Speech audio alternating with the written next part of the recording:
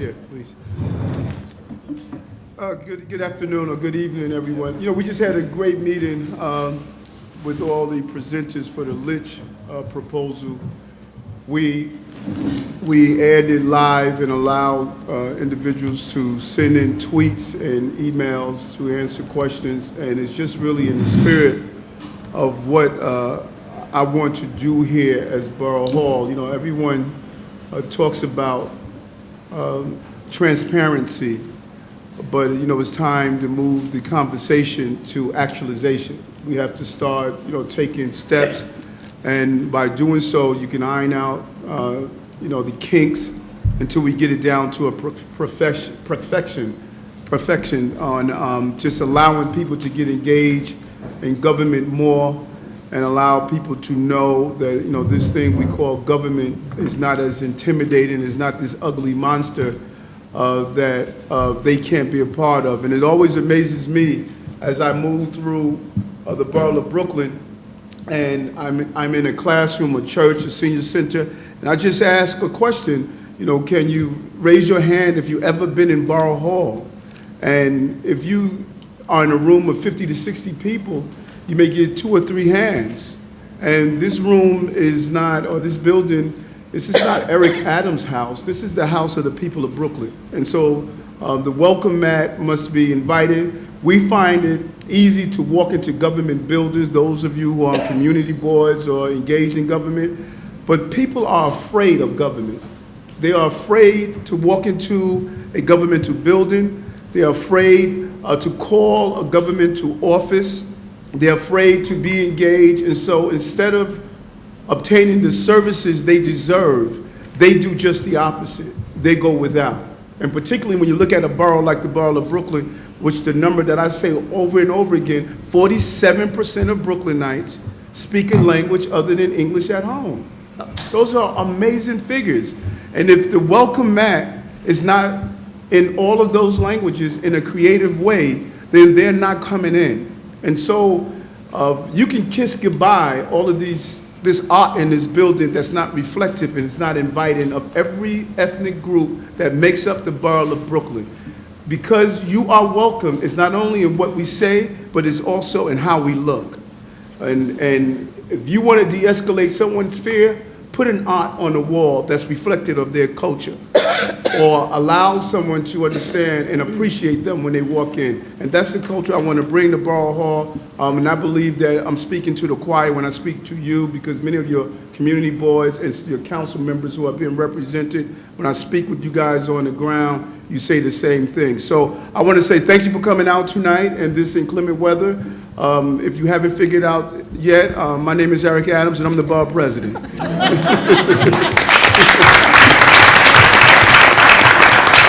And I am joined by, you know, someone who I have great admiration for, and I was so happy when I asked her to become my deputy. Her husband and I were police officers together in the 88th precinct, and you know, so we were partners in walking the beat. Now I have a partner in government, and Diana Rayner, who's a former councilwoman, and now is the deputy borough president. And so I wanted to just come in the first meeting and just say, you know, hello to you. I'm going to get out to those community boards that I did not have an opportunity to meet during the window when I was campaigning. I met with many of the district managers and chairs during the time that I was campaigning, but there was probably a few that I didn't get a chance to meet. I'm going to do my best to get out to meet with you beforehand, before the next meeting, but I have a swearing-in to do today, so I'm going to turn, you know, the mic over to Diana to chair the meeting. I'm also joined with Lauren, who's the counsel for the Borough President's office, and Kai, who handles many of our capital projects, and also we have Bennett, who's sitting in the back. I'm sorry, and where's his? And Anthony's checking in the front, was an intern in the office for a great period of time, and will come in every day and do a full day And so I'm happy I was able to take him out of the status of intern, and now he's one of our employees, and we're glad to have him on board. And we also have Stephen, who's our communication person. He was with Jamani Williams' office for some time, and we were able to steal him and bring him on to the Borough President. He came in under Marty Markowitz before Marty left. He asked me what I thought about bringing Stephen on. I thought it was a great idea, and we're happy he's part of the team as well, Stephen. So we are building a team, and we all know the challenges that you are experiencing in the community board. You know, we had a great roundtable yesterday that Diana put together, and I had several conversations with the mayor about, you know, the community board, some of the simple things as just having 311 respect when you call, to the chairs losing your parking plackets. You know, they want you to be all over the city, but, you know, they don't want to give you something simple as a parking placket when you have to, you know, try to navigate the city. You're volunteering your time.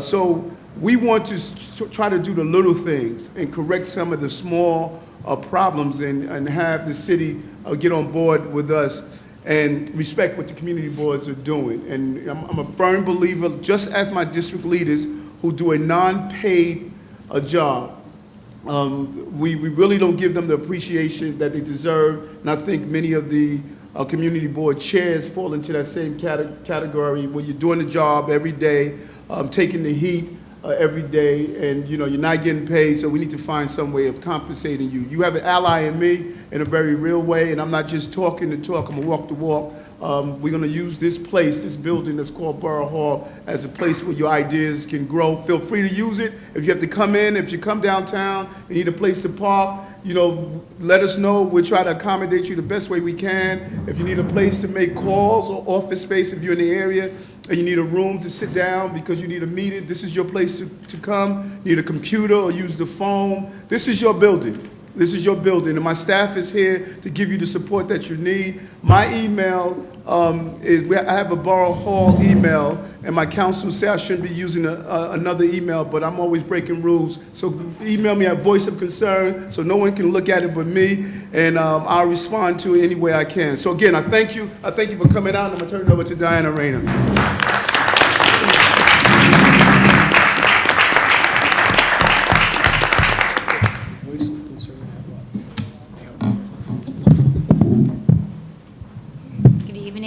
Good evening, everyone. I'm Lauren Jacobson. I'm counsel here at Borough Hall with Borough President Eric Adams. And I just wanted to acknowledge the fact that there is a video camera in the room with us this evening, and this is going to go on forward to be in compliance with the legislation that was passed by the City Council.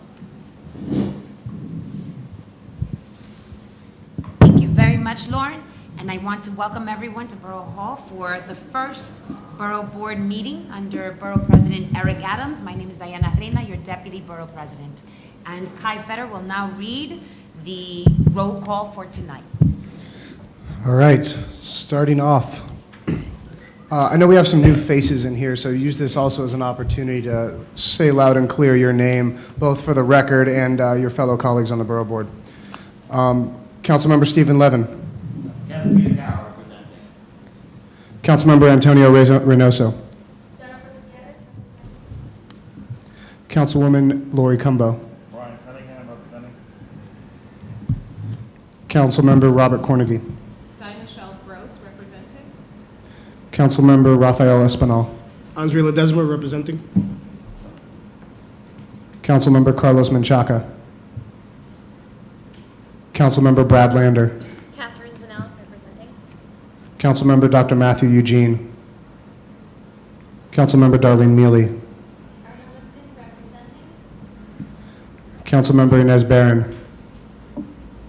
Councilmember Vincent Gentili. Mike Fieni representing. Councilmember David Greenfield.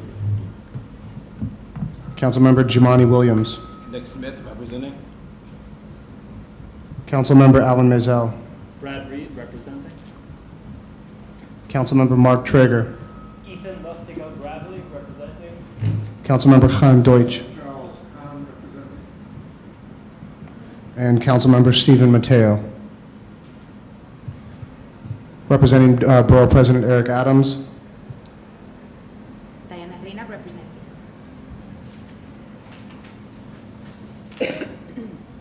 Community Board 1.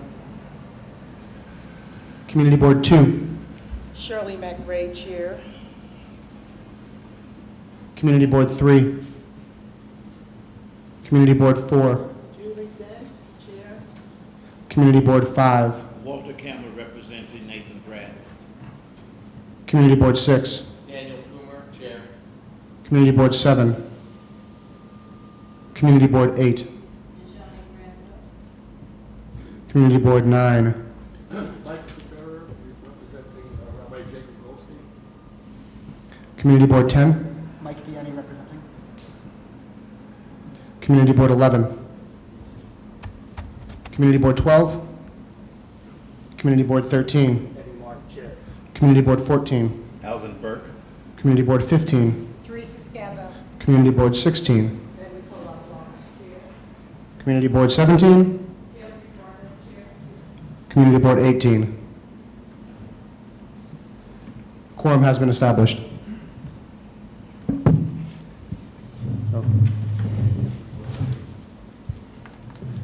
And joining us for the record from Community Board 3, correct? Yes. What's your name? Tremaine Wright. Thank you, Tremaine. Thank you very much, Kai. On the agenda tonight, we have a presentation and vote on the third phase of the Long Meadow Ball Fields restoration presented by the Prospect Park Alliance. First, I would like to have the minutes of the December 18th, 2013 Borough Board meeting adopted. Copies of the minutes were sent to all members. Does anyone have any corrections? Is there a motion to adopt the minutes? Move to adopt. Do I have a second? I second. Thank you. You guys know this better than I.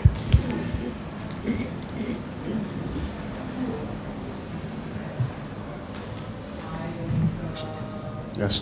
Motion passes. I'd like to have the Long Meadow Ball Fields Restoration Phase 3 present. Thank you, Deputy Borough President. My name is Eric Landau. I am Prospect Park Alliance's Vice President of Government and External Affairs. I'm joined this evening by Christian Zimmerman, our Vice President of Capital Landscape Management, and Michi McCree, our landscape architect staff. For those of you that don't know, and I certainly hope that you all do, the Prospect Park Alliance works in partnership with the City of New York and the Parks Department to restore and maintain and operate Prospect Park for all New Yorkers. We've been in existence since 1987. We're here tonight to present the third phase of our Long Meadow Ball Field restoration. The Borough Board has previously reviewed and approved the large design for the entire project, which encompasses roughly 20 or so acres, the entire Long Meadow Ball Fields, which includes 7 fields, a portion of the bridle path, Dog Beach, as well as some of the surrounding landscape area. You've also reviewed and approved specifically Phase 1, Phase 2, and we're here to take a look at the design for Phase 3, which includes 2 fields, Dog Beach, and Christian and Michi will talk more specifically about that. The total project for the entire restoration is roughly $6 million. To date, we've raised a little over $4.25 million. And that primarily comes from Councilman Lander, Councilman Levin, and the Brooklyn delegation as a whole over the course of several fiscal years. Phase 1 of the project is currently under construction, which is Field 1 and parts of the bridle path. That project is, we anticipate completion of that project in October. Phase 2, we hope will start construction later this year. And Phase 3, Christian and Michi are going to show you now. And we'll entertain any questions after that. Thank you.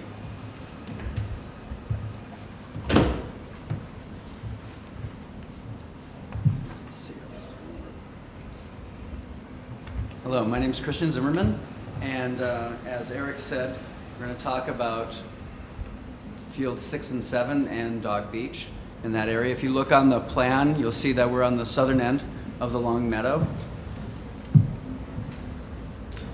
And historically, it's always been an active kind of recreation area. They used to play croquet, they played lawn tennis, and then they converted it into baseball later on in the mid-1900s, and it's been that ever since.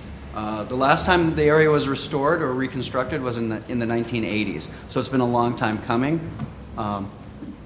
So there you can see the project that we're speaking of is fields 6 and 7. As part of the reason we're phasing the project is when we met with the community and the leagues, they wanted to make sure that we didn't take everything at once. We needed to be able to rotate the fields to allow play to take place, that we wouldn't just take it all at once. So that's why we're only doing field 1 right now. And actually, just to go back, phase 2 isn't actually reconstructing any of the fields. It's doing a lot of subsurface investigation. We're trying to figure out the drainage for the entire, it's about 32 acres when you go beyond the area. There's a lot of drainage problems in that area, so we're investigating that in the next phase, just scoping out and constructing the drainage as needed. Like so many ball fields are so heavily used, they're in decline, they need to be reconstructed. You can see the backstops are in bad shape. We have a lot of water problems, a lot of drainage issues in this area. Clay bins that are no longer existing, so we have piles of clay. We really want to organize that and make that happen a little bit better. And pavements have settled through time, so we want to actually reconstruct that perimeter path. And as you can see, Dog Beach, which was an experiment for us back in the 1980s when we restored the ravine, we reconstructed it. This was a beach area, and we weren't sure if it would be successful and popular for dog walkers and their animals. And it's been a resounding success, but as you can see, it was a soil cement, it was a test, and now it needs to be really redone and formalized. A better fence, the actual fence that you see there is the construction fence from 1996. That's it. So it's just been hanging on. What we will do as part of the restoration of the ball fields, we're going to make the dugouts bigger, a little deeper. They're pretty tight right now. We're going to actually add shade structures to those. Right now you sit in full sun, and we want to be able to put portable canopies that people will be able to take down. The leagues can do that. But we'll put in all new drainage. What we're doing also is we're specifically putting in vertical drains all around the clay area, so we can catch that water immediately and move it off to the site as opposed to having it puddle in those areas. All new clay, regrading it, all new drainage. There'll be a lot of planting as well, trying to on the edge. We're creating in this project as well an earthen seating area. Right now on field 6 and 7, behind it is very flat. So if you went to field 1, you have that, they're familiar, field 1, 3, and 4, or 2 and 3, you have that nice little area that you can sit and observe and watch the games. You don't have that opportunity on this side, so we're taking some soil and we'll be building up kind of like a natural seating area for the public. And the community, actually, the leagues, were very happy about that. And now I'm going to hand it over to Michi, and Michi's going to talk specifically about Dog Beach because it's such a unique kind of element. Hi, my name is Michi McCrary. I'm an assistant landscape architect at the Prospect Park Alliance. And Dog Beach is a really unique opportunity for us to reconstruct in Prospect Park because it sits right in between the Long Meadow and the Ravine Woodlands, which Christian was a big part of that restoration effort 20 years ago. And so as part of the Long Meadow project, we're proposing replacing the damaged soil cement pavement that you saw in the photograph that's completely failing and the chain link fence and completely renovating it into an area of the landscape that is more reminiscent of the Ravine Woodlands. So Olmsted and Vox historically designed the woodlands to be evocative of the Adirondacks or the Catskills landscape. And so what we're proposing in this design is to reflect that same type of landscape in materials and in the layout to mimic that type of design. So we're hoping that this design will successfully create a more contiguous threshold from the ravine out to the Long Meadow ball fields. So on the left side of the screen, you can see the existing conditions, and which really only includes 2 benches for seating and then the small swimming area.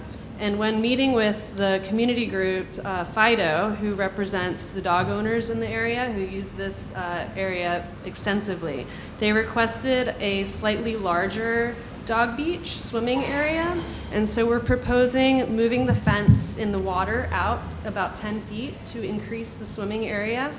And then they also asked us for slightly more seating as well. And this not only improves the facility for dog owners, but also for all of the other passive recreational visitors to the park who just like to go birding or like to sit in this area and enjoy the views across the pool. So this is one of those beautiful views across the upper pool from Dog Beach to the Ravine Woodlands. And here's another view. So it really is this majestic, long view that we can improve dramatically just by changing the pavement surface. As far as the materials and site furniture that we're proposing for Phase 3, it's your standard furniture that you'll see throughout Prospect Park. Your drinking fountains, Central Park settee, the standard B9 poles, and metal trash receptacles.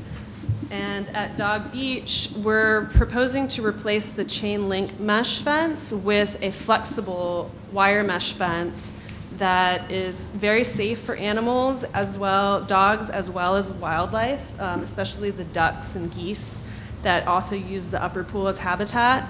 And we are proposing taking away the pipe rail of the chain link and replacing it with a stainless steel cable mesh that we believe will make the fence less noticeable in the water. So if you are just using Dog Beach as a viewing area, that fence line will completely recede in theory. And so what we're really trying to do is maximize the space, the usage of the space, so that it's not just a dog beach. It's also a passive recreational area in the wintertime when dogs aren't swimming there for people to enjoy the view.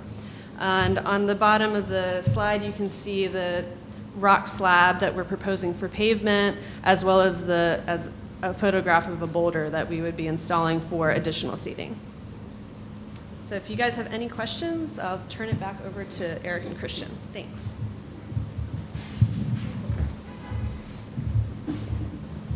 I wasn't clear on the funding information. Is this phase still unfunded? This phase is fully funded. This phase is fully funded. Yep, so the total budget for the entire restoration of all the Long Meadows is roughly $6 million, and we've raised $4.25 million, which allows us enough money to do phase 1, phase 2, phase 3, and we are now fundraising for the remaining phases. But How many more? If you can speak into the mic. oh, I'm sorry. No, Oh. no, not you, Eric, I'm sorry. Good student. Sorry. For the record, yeah, thanks. Yeah, this is Daniel Coomer from CB6. Just, so how many additional phases are we anticipating? Probably 2 more. Okay. Yeah, we're at most, and we've been meeting from the beginning of funding of this project, which we got our first allocation in fiscal 11.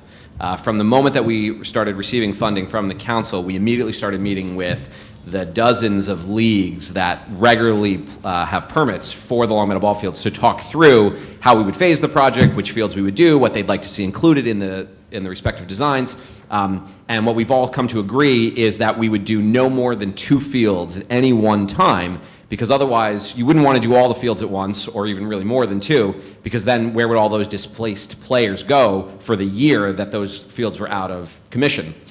The feeling was that 2 fields at one time, there's enough flexibility with the Special Events Permitting Office, both in Prospect Park as well as within the borough, to accommodate the loss of 2 fields. So you would anticipate doing the same kind of drainage and other work on, what is it, 4 and 5? Are the next ones over? You're going to do Yes. the same sort of thing eventually? Yes, that's correct. All right, thanks. Thank you, Daniel. Councilmember Robert Kornicki's office. Yes. Do these plans will fully affect the summer programming in this section of the park, like the Philharmonic show? And will there be any loss of access from the east side of the park, the paths through the ravine? The Philharmonic is scheduled this year for July, as normal, so there will be no impact on it. Certainly this year, and I don't believe in the future it would that the way the Philharmonic is set up will not have an impact with this project. And there will always be access from the east side of the park to the west side along the path. Could you just repeat the pavement? I see stone slabs. Is it going to be dirt and grass? That I'm going to need Christian for. The pavement will be asphalt pavement like it is now for the asphalt. For the Dog Beach area, it will be large slabs of stone. So where the dogs are going to be? They'll be on stone. Asphalt? Stone. Stone surrounded by dirt and grass? Well, so on the sides there's plantings, which are fenced off within the landscape. And there's not going to be wood chips? Not in that area. Absorbent? I'm sorry, the dogs would go from the asphalt path, and then they go right into the water area, and then that water area is a big stone. Think of it as a stone plaza, kind of. It's just at an elevated kind of different, it has different elevations, but there won't be any wood chips. You have the lawn area where the ball fields are, and then across from that, there are elm trees. There's a grove of elm trees that we're trying to protect.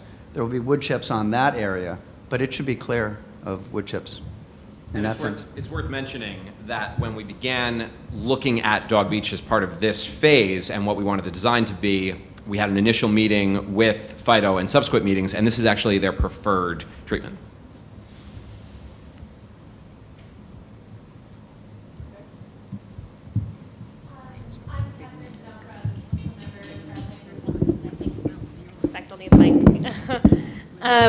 I wanted to thank the Prospect Park Alliance for the work that they've done in putting together this proposal and working together with the leagues and Fido and the community council to coordinate access to the fields. I'm here to express Brad's support for the proposal. He was happy that the Brooklyn delegation, along with his colleague Councilmember Levin, was able to support the project in the past. And we look forward to seeing it implemented. Thank you. Any further questions? Down at the end? Yeah, just for clarity. Sir? Just for clarity, The first you're still going question, to have an asphalt in phase path 1, you restored field 1, the ball between field closest to the stand park's of elm Bartel trees pictured and entrance? Dog Beach. Okay. Yes. we That's will. not being replaced by slabs? No. Okay. All right. No. What's asphalt now will be asphalt. So I apologize if this was asked. We just want to get clarification. Which fields are included in phase 3? It's field 6 and 7 in phase 3, and field 1 is currently under construction now.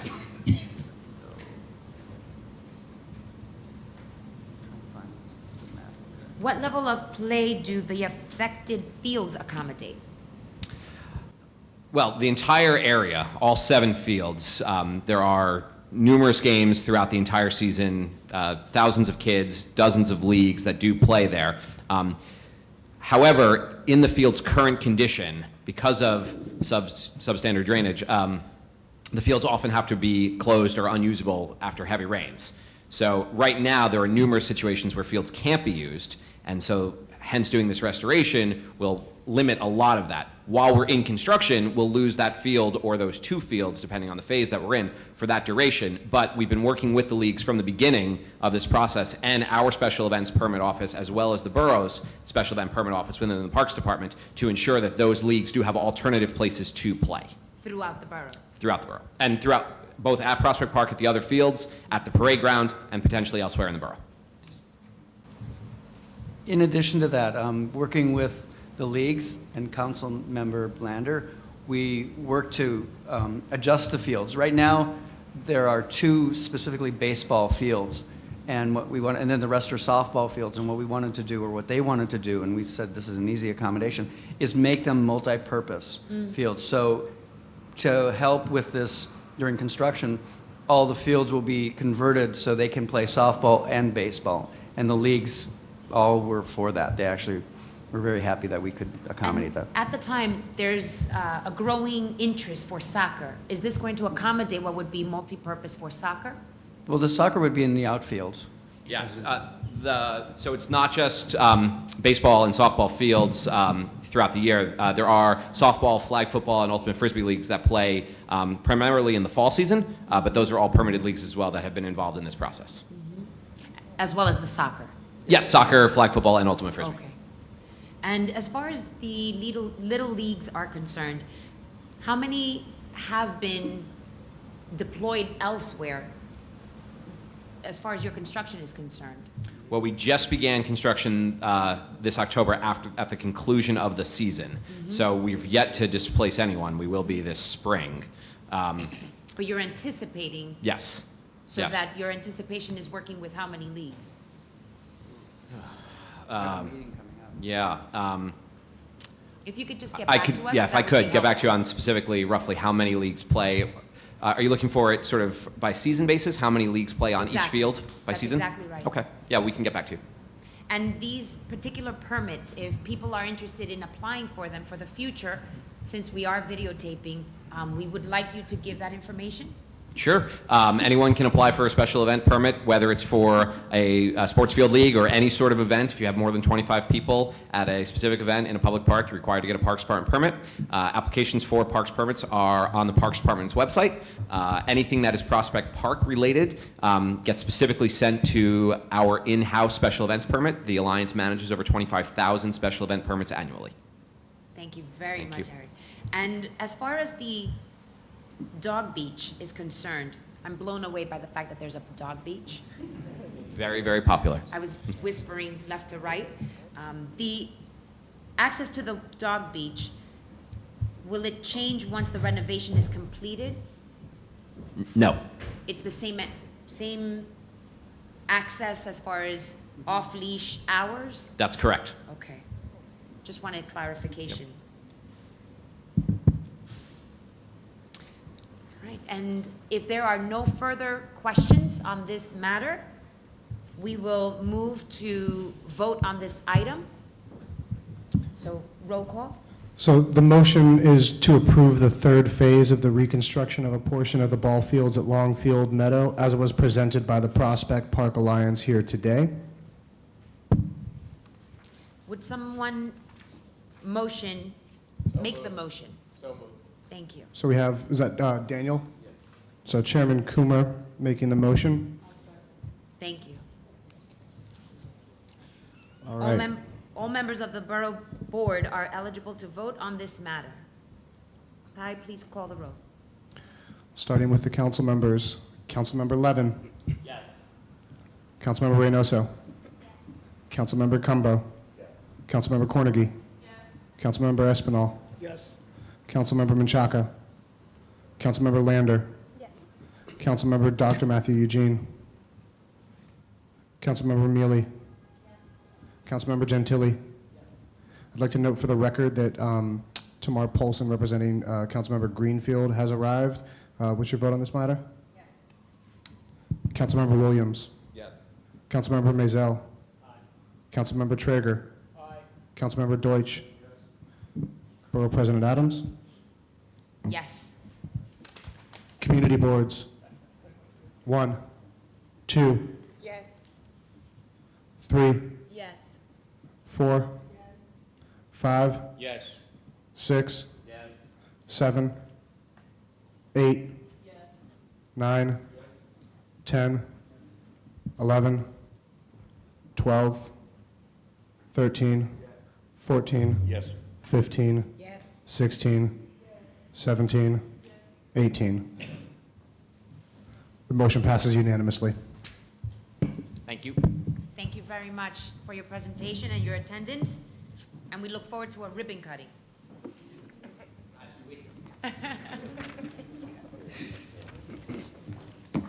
I'd like to ask, as we quietly exchange cards, any matter that's new business, if any one person would like to raise, this is the opportunity to do so. Don't all be shy. Can I have a motion to adjourn this meeting? Motion to adjourn. And second? It's Chairwoman Scavo, for the record, motion to adjourn. And don't leave me these cookies in the room, because if not, you won't have any after this meeting. Thank you so much. This meeting is adjourned. And happy Valentine's to everyone.